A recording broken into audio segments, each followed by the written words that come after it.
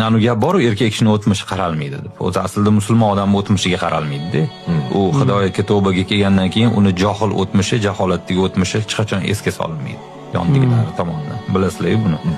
Avvalo, sizni aybingizni Alloh bekituvchi. Agar hamma ayblaringizni odamlar biladigan bo'lsa, siz bilan hech kim gaplashmasdi. Siz yolg'iz qolganingizda qanaqa odamsiz? Hayolingizdan nimalar o'tadi, nimalar qilasiz?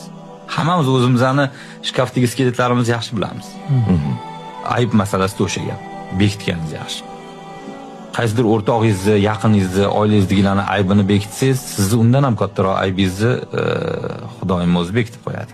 Shuning uchun g'iybatdan uzoq yurib, kimnidir nojo'ya ishni ko'rib qolsangiz, darrov videoga olib bo'lmasa kimgadir yetkazib, "Voy, men uni ko'rdim, men bunaqa qotgan ekan" degan narsadan tiyilsangiz, undan katta xatoyingiz ehtimol kelajakda sizni Xudoyim o'zi bekitib qo'yar.